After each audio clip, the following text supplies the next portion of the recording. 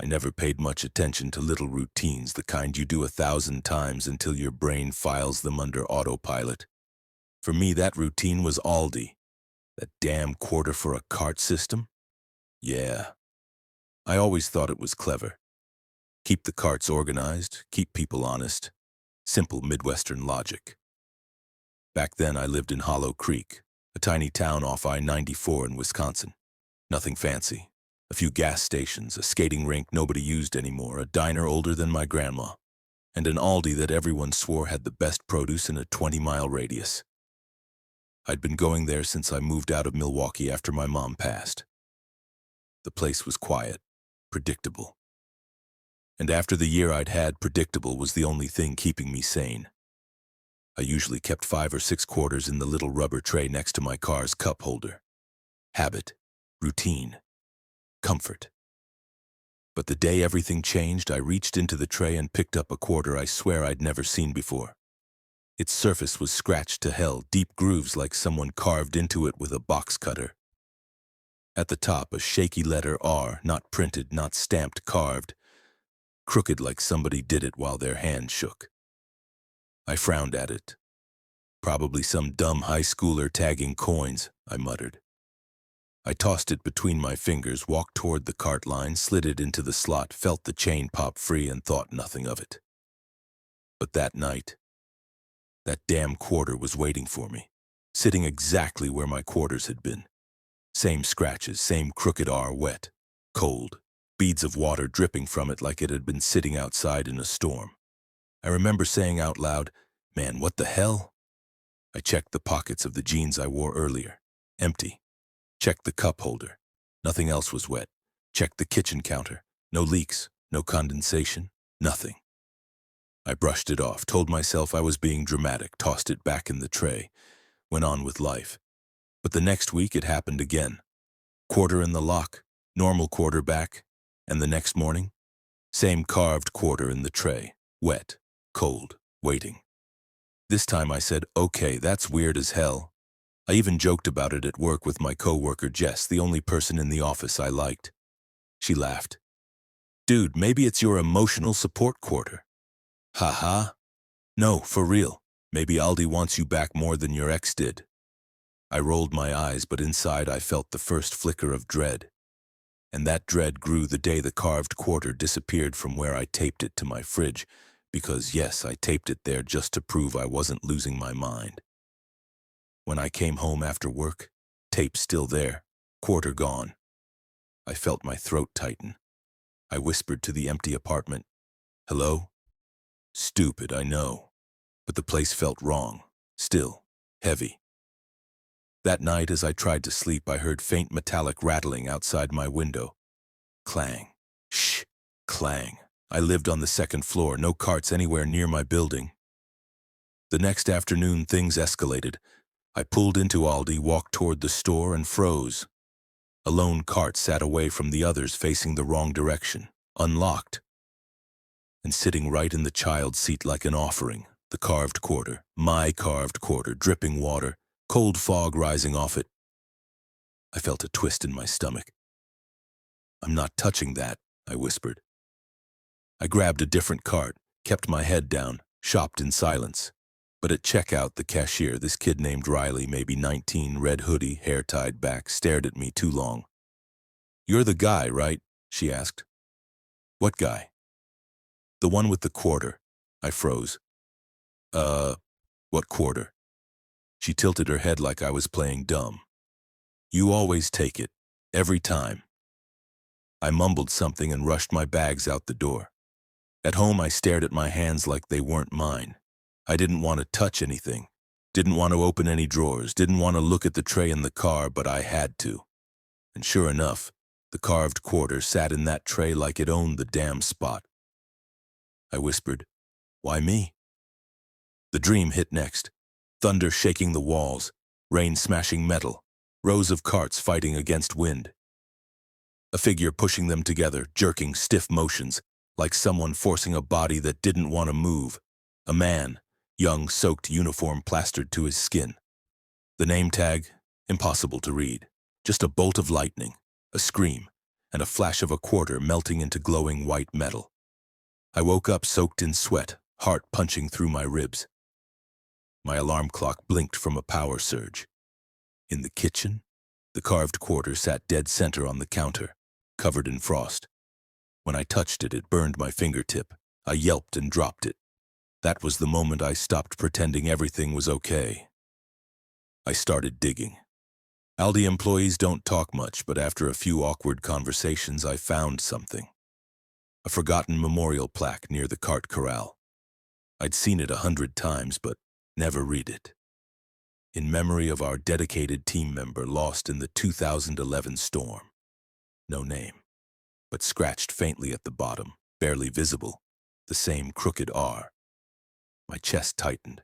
I whispered, "So it was you." The night he died, the storm, the lightning strike, the carts. My dream wasn't imagination.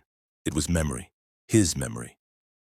I tried everything to get rid of the quarter, dropped it in a storm drain, came back the next morning, in my tray, threw it in the dumpster, next morning, tray, left it on a cart at Walmart, next morning, tray.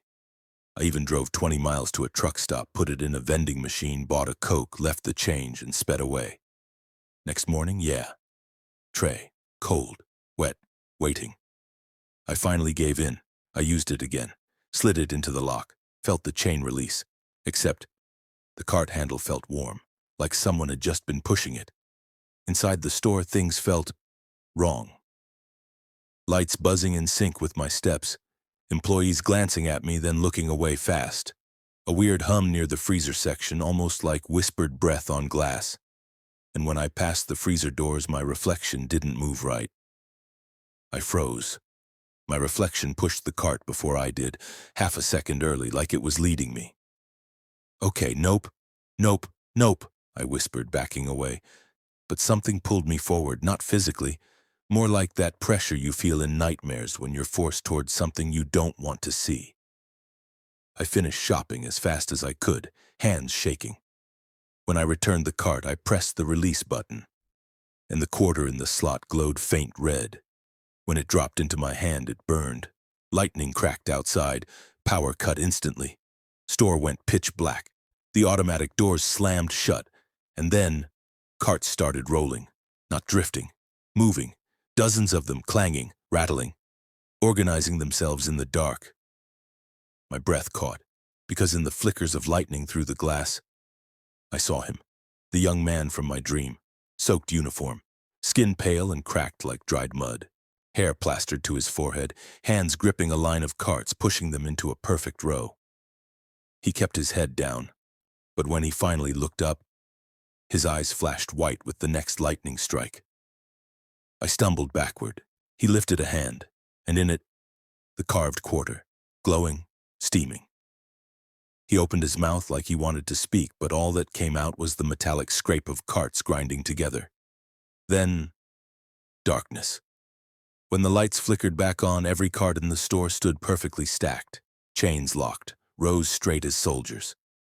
And the quarter, back in my palm, ice cold, dripping. Now, I can't shop without it. If I leave it at home, my car won't start, my keys go missing. The Aldi doors won't open. Employees don't even ask for a quarter anymore. They just nod at me like they've seen a ghost. And on stormy nights when wind rattles the parking lot, I see him in the reflection of the sliding doors, pushing carts, organizing them again and again, waiting for someone else to take his shift. And every time lightning flashes, his eyes snap toward me, like he's waiting for me to take his place. I didn't start noticing the strange things at Aldi until after my mom died. Grief does that, makes you miss the tiny, stupid routines you never thought mattered. Back then, I used to hit the Aldi in Hill Spring, Ohio every Thursday morning before work. That was my mom's tradition. She loved their weekly specials. She'd call me and go, "Baby, get there early, the good stuff goes fast." After she passed, I kept going, maybe out of habit, maybe because walking those aisles made me feel like she was still somewhere nearby. It was the middle aisle, the famous Aldi Finds, that always hooked her. She'd rummage through those weird seasonal bins like she was panning for gold. One week she'd come home with a mini sewing machine. Next week a set of neon dog bowls, even though we didn't own a dog. So even after she was gone, I walked that aisle. It felt like keeping a promise. I never expected it to start looking back at me. I had shown up early.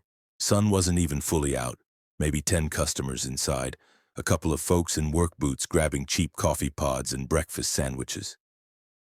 The middle aisle had fresh pallets wrapped in clear plastic shrink wrap stretched tight. This was normal. What wasn't normal was the box sitting right on top of one pallet. No branding, just a plain cardboard lid. But what froze my breath was the writing on it. My name isn't common, not spelled that way. And the handwriting, thick, slanted, looping at the O that was my handwriting. I mean, it was identical. Same crooked tail on the letter R I've made since middle school. For a second, I actually whispered, "No way, no damn way," under my breath. Before I could step forward, one of the employees, a short woman with a red hoodie and a nose ring, slashed the plastic with a box cutter. "Hey, wait, don't open that one, it's not—" She didn't hear me, or pretended not to. She flipped the flaps open. Inside were cookbooks, old ones, torn covers, yellowed pages. But one of them punched straight into my chest. Every dish for every season. The exact battered cookbook my mom used when I was a kid. Same tea stain on page 46. Same sticky note I once scribbled on as a 7-year-old. "Mom, my fav," spelled wrong just like I wrote it. I reached in slowly, touching the stained cover like I was touching a ghost. "How much is this?" I asked the employee, my voice shaking. She didn't even look up. She just said flatly, "Sometimes things come back." Then she walked away. I left without buying groceries. Mom had been gone 8 months. Lung cancer. Fast. Brutal. By the end, she couldn't cook anymore. Could barely speak. The house always smelled like antiseptic and oxygen tubes. Those cookbooks were packed into a donation box after the funeral. My cousin dropped them off somewhere. They should have been long gone. Burned. Buried in a landfill. Something. They sure as hell shouldn't have been sitting in an Aldi in Hillspring. That night I dug through old photos. And there it was. One picture from the day we boxed her kitchen stuff. In the background, half blurred, was a wooden pallet with a faint stamp. AL. FR12. It wasn't clear. Could have been coincidence. Grief makes patterns out of everything. I told myself it was nothing. But Thursdays stopped feeling optional. I tried to resist going back. Seriously. I had a whole argument with myself in the car, but I still walked in. And there it was again. Another plain box on a different pallet. Same marker. Same handwriting. Nora. Open last. My hands went cold. When I lifted the lid, the world tilted. Inside were vinyl records, my mom's, Fleetwood Mac, Elton John, Carole King, the ones she used to play cleaning the house, the ones I had sold after she died because looking at them hurt too much. I picked up the Carole King album. The sleeve was torn at the corner. Exact tear I remembered. I whispered, "Holy shit." A tall guy in an Aldi apron walked by, scanning barcodes with a handheld device. "Hey, I said, "who puts these boxes out? Like, who writes this?" He didn't stop, didn't look at me, he just muttered, "Not us." His voice sounded wrong, like it was too empty. On Thursday number 3, I felt sick the whole drive. My stomach was tight, palms sweaty. But I still went in. When I rounded the corner, there were 2 boxes this time. 2. I opened the first. It held a denim jacket, my high school jacket. The one I lost during senior prom weekend. Still had the patch I sewed on the sleeve myself. The second box. That one held my mom's glasses, the pair she wore every day. Bent at the right hinge, same bend from when she dropped them in 2009. I couldn't breathe. I whispered, "Mom? Mom, what is happening?" Someone was standing behind me. I spun. A cashier, the same nose ring girl, stood there staring at me too closely. Too still. "You shouldn't take these home," she said quietly. "Why?" She looked down at her shoes, voice barely a whisper. Because once it starts, it doesn't stop. Then she walked away fast, like she was scared to be near me. That night I put the jacket across a chair and the glasses on my dresser. I woke up at 3:17 a.m. The jacket was draped over me, like someone had tucked me in. The glasses were on my nightstand, open, pointed toward me. I whispered into the dark, "Mom?"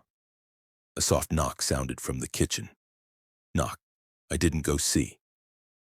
The next morning there was a small Aldi receipt on the living room floor, 3 words written on the back. "See you Thursday." I didn't want to go, but the pressure in my chest wouldn't let me stay home. This time the box wasn't on a pallet. It was sitting right in the middle of the aisle, like it was waiting. People walked around it without even noticing. I leaned down, heart thudding, my handwriting. "Nora, open last." My fingers shook as I lifted the lid. Inside was a stuffed rabbit, gray with one button eye. I hadn't seen it since I was maybe 6. Mom used to call it Hopster. Dad had sewn the button eye back on after I ripped it. I hadn't thought about that rabbit in 20 years. I held it, and something cracked in me. Tears hit my throat hard. A voice behind me said, "He's trying to reach you." I turned. It was the tall employee again, but his eyes looked fogged, unfocused. "Who?" I whispered. He smiled strangely. "You already know." By Thursday number 5, my hands were shaking on the steering wheel. I felt watched the entire drive there, like someone was sitting in the back seat breathing softly. I parked, sat frozen. Inside the store, the lights felt dimmer than usual. The whole place smelled like cold metal. The box that week wasn't even a box, it was a wooden crate, old, splintered, marked with the same faded pallet code, AL-FR12. My handwriting on top, "Nora, open last." I lifted the lid. Inside was my mom's silver watch, the one we had placed in her casket before burial. The clasp was still broken, the crystal still cracked. I dropped it. It hit the floor and ticked once. That sound echoed all the way up my spine. I stayed home the next Thursday. No way was I setting foot in that store again. But at 2:14 a.m., my phone buzzed. $14.29. Aldi Hillspring. I wasn't there. Something else was.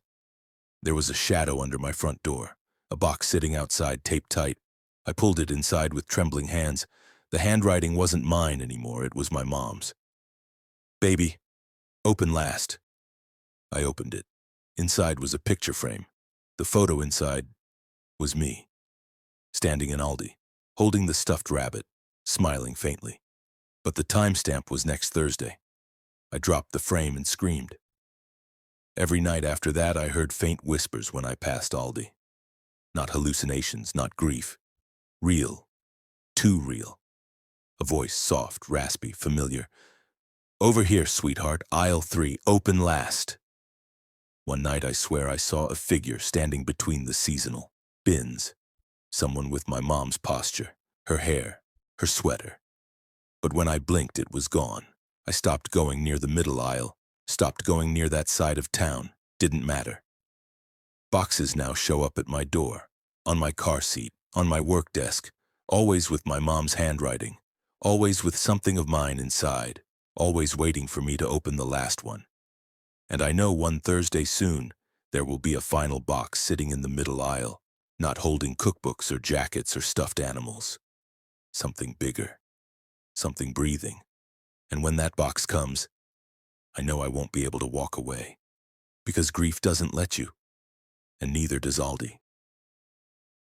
I've been a delivery driver for nearly 11 years, long enough to see the country in every mood. Sunrise over empty interstates, snowstorms that turned trucks into coffins, night shifts that blurred into the kind of exhaustion that makes you forget your own last name. But nothing, not the wrecks, not the breakdowns, not the miles of lonely highway, has stayed with me quite like what happened at Aldi store number 1842 in Ridgewood, Indiana. People think delivery work is simple. Pick up a load, drive it, drop it.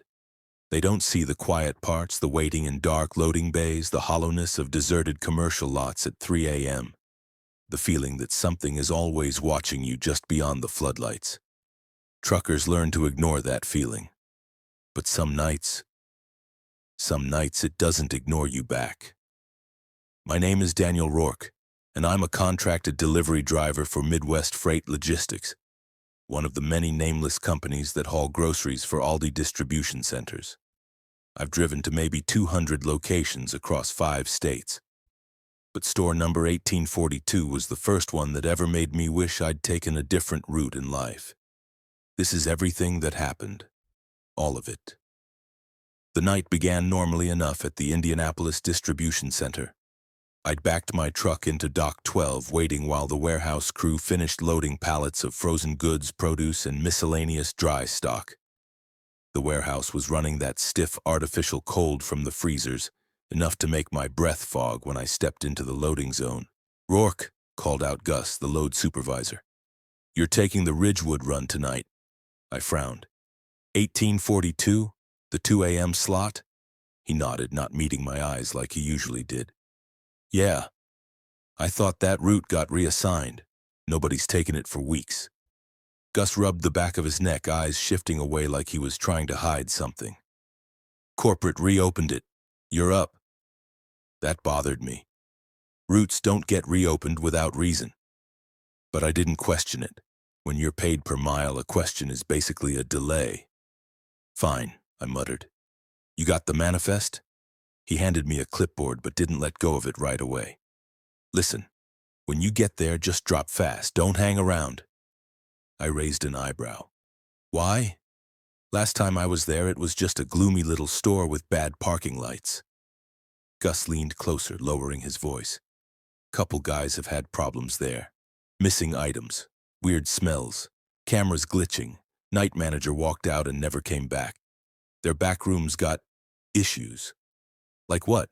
Rats? Broken coolers?" I laughed. He didn't. "Just be quick."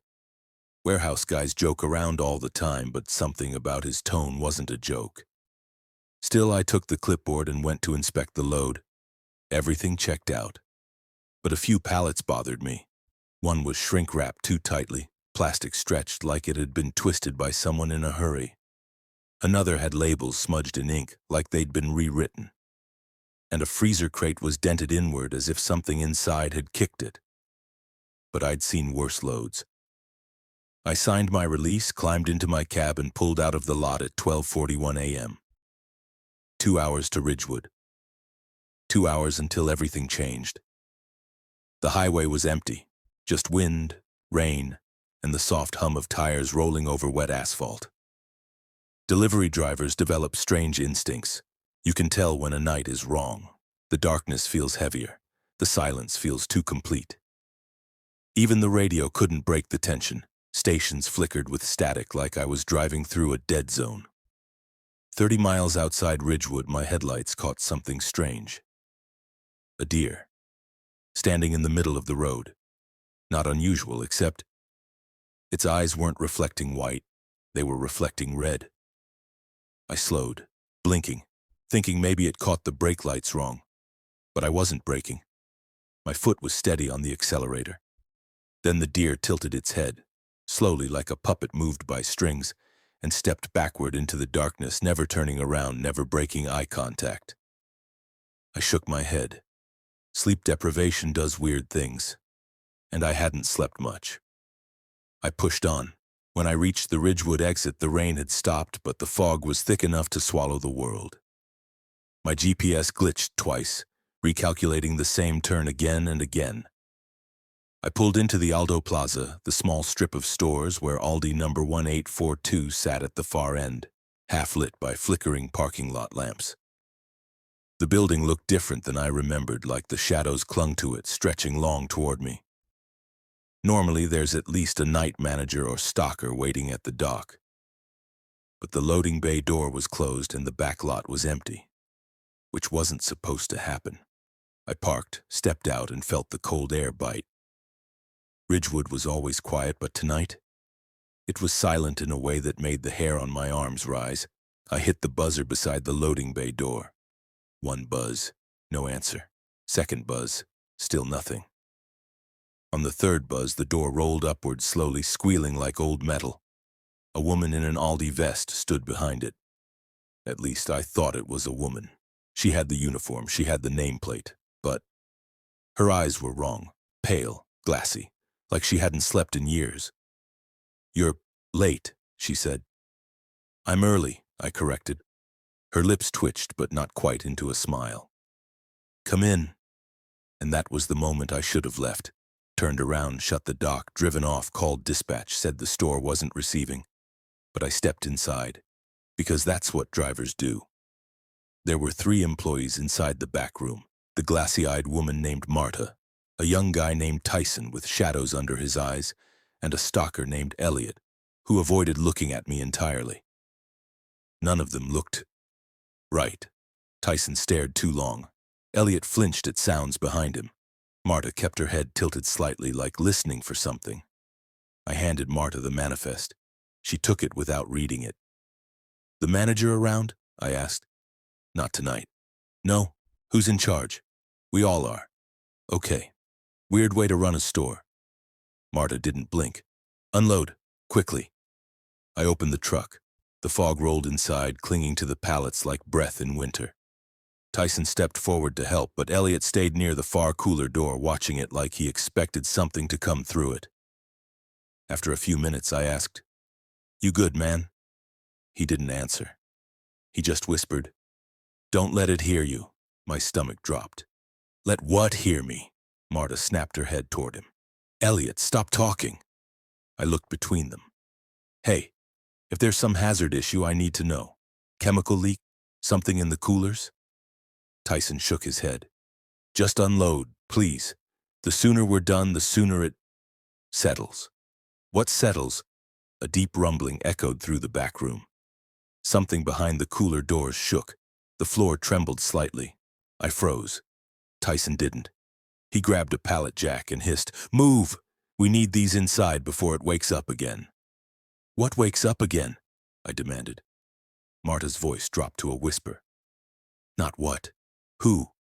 And then something slammed against the cooler door from the inside. Hard.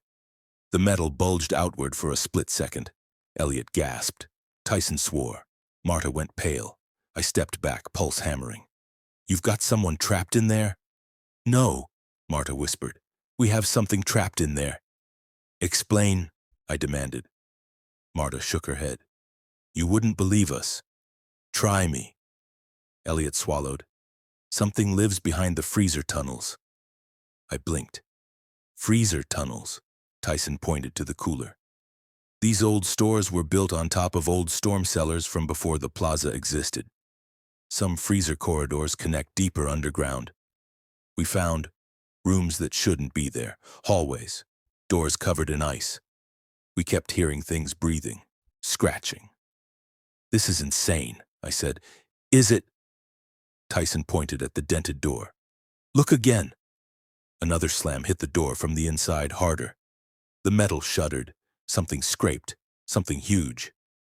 "Why not call corporate?" I asked. Marta looked horrified. "We did. And they told us to keep it contained. They sent men once. The thing got 2 of them. Corporate sealed the entrances and told us to never access them again." "So why is it banging now?" Marta swallowed. "Because the deliveries disturb it." My heart dropped. The freezer crate, the one dented from the inside. "Is something in this load for it?" "No," Tyson snapped. "It reacts to noise, cold shifts, movement. Every time we bring in pallets, it stirs." "And if it gets out?" I asked. Elliot whispered, "It won't stop at the store." We rushed to unload. The atmosphere grew heavier with every pallet removed. The cooler door rattled harder. The thing behind it slammed again and again, growling low and guttural, like metal dragged over gravel. Halfway through unloading, I noticed something wrong. A pallet wasn't on my manifest, wrapped in black shrink plastic, unlabeled. "Hey!" I shouted. "This wasn't on the list." Marta whirled around, eyes wide. "Don't touch that." "Why the hell not?" Tyson came running. Is the wrap torn? Is anything leaking? No! Don't open it! He yelled.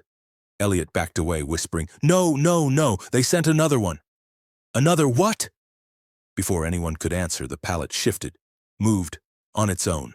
Just an inch, but enough. Something inside thumped. Tyson screamed, Get away from it now! But it was too late. The pallet wrap began to tear, slowly, deliberately, from the inside. A hand, if you could call it that, pushed through the plastic. Long, grayish, jointed wrong. Fingers like icicles. I backed up fast. What the fuck is that? Marta whispered. A juvenile. A what? The thing in the freezer? That's an adult. My stomach turned. Corporate wasn't containing it. Corporate was shipping them as biological stock. The juvenile screamed, a sound like bending ice sharp enough to pierce the ears, and the cooler door behind us shattered outward. The adult emerged, huge, twisted, a mass of ice-crusted limbs and black, glassy eyes that reflected nothing human. It was hungry. Chaos erupted. The juvenile burst free from the pallet. The adult lunged across the back room with unnatural speed. Elliot screamed and ran toward the emergency exit. The adult caught him first. I won't describe what happened to him. I can't. Blood hit the pallet jack. Something wet hit my boot. Tyson grabbed my arm. Follow me, now! We sprinted into the side corridor, the grocery aisles long dark shadows beyond. The emergency lights flickered and the back room echoed with the wet tearing sounds of the creature feeding. What the hell is that? I yelled. A corporate asset, Tyson panted. It was found under a demolished warehouse site decades ago. They tried studying it. It reproduced. They've been moving the brood around ever since. You mean, there are more? Yes. They transfer juveniles between older stores trying to see what conditions they need. They keep the adults locked in containment coolers. But the Ridgewood one, it adapts. It's intelligent. We burst into the merchandise hallway. Behind us, footsteps, heavy, wrong. Why me? I yelled. Why deliver this shit to me? Tyson gasped. We didn't know. Delivery schedules are controlled by a separate department. We rounded, a corner, and the juvenile dropped from the ceiling tiles in front of us. I froze. It stared straight at me, black eyes wide, head twitching like a bird. Tyson whispered, Don't move. The juvenile sniffed, tilted its head, raised a hand. Suddenly the adult roared from down the hall. The juvenile shrieked and fled, scrambling into the vents. Tyson grabbed my collar. Move! Now! He dragged me through a door marked Employees Only, no unauthorized access, down a staircase, way deeper than any Aldi should go. The air got colder. The walls turned from modern drywall to old concrete, then to brick. This is the old storm cellar system, Tyson whispered. Store was built over it. Cheap land. And they kept it? They didn't know what was down here until the remodel. Then, it was too late. We reached a hallway covered in frost. My breath crystallized. At the far end was a heavy steel door labeled Containment. Tyson held his breath. This is where the adults were originally locked. Originally? Corporate sealed it in years ago and because something broke out. My stomach twisted. You mean there's another one down here? He looked at me with hopeless eyes. There used to be 3. A slow scratching started behind the door. Rhythmic, intelligent. Then a whisper, a voice, my voice. Daniel, open the door. I stumbled backward. What the hell? Tyson grabbed me. It mimics. It wants you close. The whispering grew louder. More voices, dozens. People begging, crying, screaming. The thing behind the door shifted and the metal bowed outward. Just a little. Oh God, I whispered. They're not animals. No, Tyson said. They're something older. Older than what? But he wouldn't answer. Instead, he flicked on his flashlight and motioned deeper into the tunnels. We walked, deeper, colder, until we reached a door labeled Shipping Hold, Restricted. Tyson unlocked it with a card badge. Inside were crates, hundreds of them, just like the black-wrapped pallet I delivered, all shaking, all thumping from inside. I felt sick.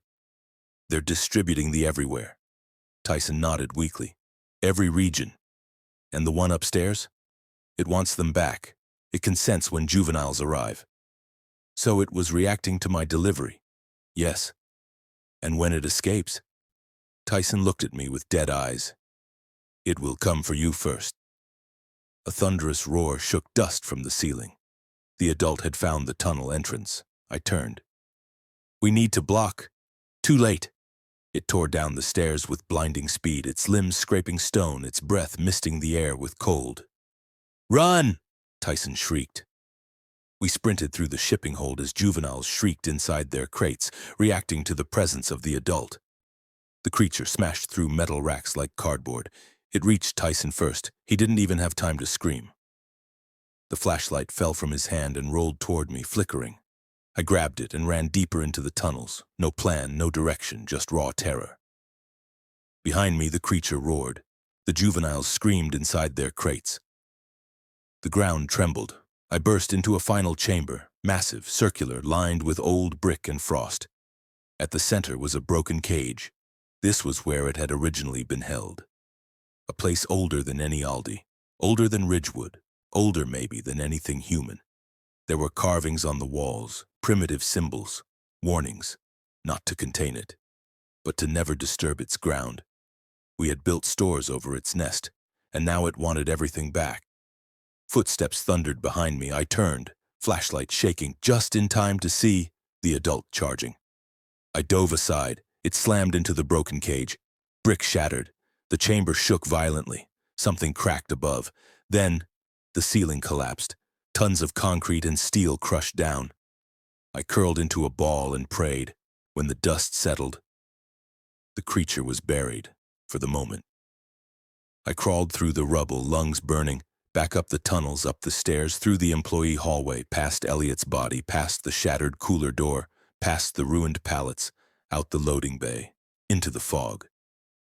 I stumbled into my truck, bleeding, shaking, half frozen. Turned the key. The engine roared awake. I drove without looking back. I expected police at the distribution center, ambulances, corporate investigators. But there was nothing. Just Gus waiting by the lot entrance, smoking a cigarette like he'd been expecting me.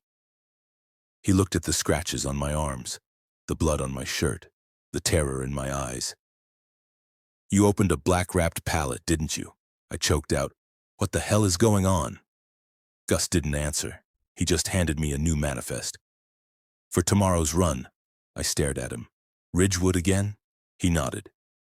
But the store will be open by morning. People died. That store is operational, always will be. So what am I delivering? He tapped the manifest. Black-wrapped pallets. I backed away. I'm not doing this. You are, Gus said quietly. Because you've seen too much, and because you're the only driver who survived. My blood ran cold. You're sending me back. Not sending. He flicked his cigarette into a puddle. Assigning. I felt sick. What if it's still alive? Gus gave me a pitying look. It won't be alive, he said. Without the juveniles. My stomach twisted. You mean those pallets? He said softly. They're not for testing anymore. Then what? He looked me dead in the eyes. They're for feeding. Chapter 11. Final Delivery. I left the distribution center numb. Drove home numb. Didn't sleep. Couldn't. At 11:58 p.m., my phone buzzed. A text from an unknown number. Truck number 3021. Load includes 2 black pallets. Do not open. Deliver to Aldi number 18420200. I threw the phone across the room, but I knew I'd go. Because if I didn't, someone else would. Someone who wouldn't survive. At 12:30 a.m., I got in the truck. At 1:15, I hit the Ridgewood exit. At 1:40, I rolled into the plaza. And at 1:59:47, I pulled to a stop behind the store. The loading bay door opened. Fog poured out. A figure stepped forward. Not Tyson, not Marta, not Elliot. A new manager, smiling. Good morning, Daniel, he said calmly. We've been expecting you. Behind him, movement. The sound of ice cracking. The sound of breathing. Deep, hungry, the sound of something waiting to be fed. I opened the truck, because I had no choice, not anymore. The loading bay swallowed the pallets whole, and as I returned to my cab, trying not to collapse, trying not to vomit, trying not to scream, the night manager called out, "Same time tomorrow?" I didn't answer. I just drove. The farther I got from the store, the more my headlights flickered, like something behind me was watching, following, waiting for its next delivery.